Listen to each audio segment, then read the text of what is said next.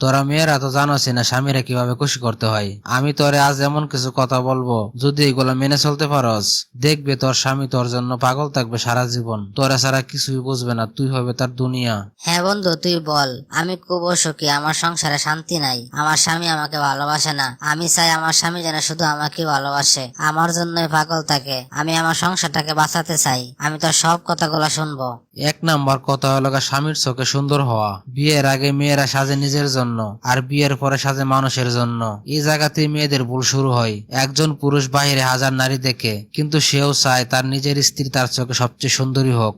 সকালবেলা তোর স্বামীর আগে ঘুম থেকে উঠে একটু পরিপাটি হয়ে গুছিয়ে গাছিয়ে তার সামনে যায় দাঁড়াবি। সকাল সকাল তোর মুখটা দেখে তার মনটা শান্ত হয়ে যাবে। যে স্ত্রী তার স্বামীর জন্য সাজে, সেই স্বামী তার স্ত্রীর জন্যই বাঁচে। 2 নম্বর কথা হলো তুই স্বামীকে সম্মান দিবি। একজন পুরুষ পুরো দুনিয়ার কাছে কিছু না হতে পারে, কিন্তু স্ত্রীর কাছে সে রাজা হতে চায়। যে স্ত্রী স্বামীকে সম্মান করে, বড় করে রাখে, সেই স্বামী তার স্ত্রীকে হৃদয়ে স্থান দেয়। 3 নম্বর কথা হলো স্বামীর মুখোমুখি কখনো তর্ক করবি না। সব সময় তর্কে জিততে যাইবি না। জিততে গেলে একসময় সংসার হারাইবি। কিছু কিছু সময় চুপ থাকলে সংসারে ভালোবাসা আরো বাড়ে। 4 নম্বর কথা হলো তোর স্বামীর দোষ কখনোই কারো কাছে বলবি না, এমনকি নিজের বাপ মার কাছেও না। কারণ ঝগড়া শেষে কিছুক্ষণ পরে স্বামী স্ত্রী মিলে গেলেও তোর বাপ মার কাছে কিন্তু তোর স্বামীর কোনো সম্মান থাকবে না। একটা কথা মনে রাখবে, স্বামীর সম্মান স্ত্রীর আসল গয়না। 5 নম্বর কথা হলো স্বামীর দেওয়া ছোট্ট জিনিসও তুই খুশি হইবি। সে কত দামের জিনিস দিল তা না, সে তোর জন্য পছন্দ করে একটা জিনিস আনছে, এটাই সবচেয়ে বড়। তুই যদি তোর স্বামীর কৃতজ্ঞতা প্রকাশ করতে পারস, তাহলে তুই তার হৃদয়ে জায়গা পাইবি। 6 নম্বর কথা হলো স্বামীকে গুরুত্ব দিবি।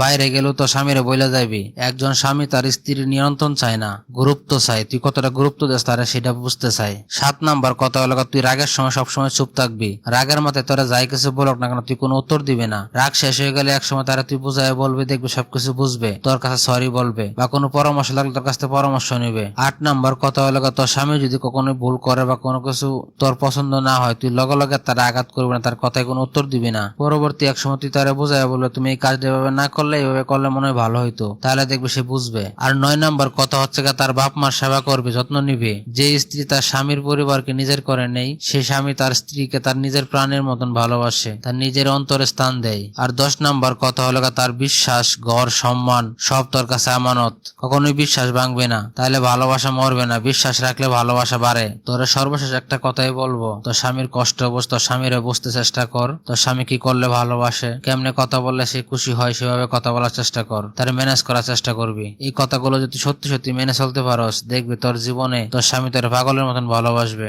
কারণ পুরুষ সৌন্দর্য নয়, আচরণেই হারায়। ঠিক আছে বন্ধু, আজকের পর থেকে আমি তোর এই সব কথাগুলো মেনে চলার চেষ্টা করবো। দেখি আমার সংসারে সুখ শান্তি আসে কিনা। প্রিয় দর্শক, ভিডিওটা কেমন এসে আশা করি অবশ্যই কমেন্ট বক্সে কমেন্টস করে জানাবেন। আর ভিডিওটা যদি ভালো লেগে থাকে অবশ্যই লাইক, কমেন্ট, শেয়ার করে অন্যদের দেখার সুযোগ করে দিন। ধন্যবাদ সবাইকে।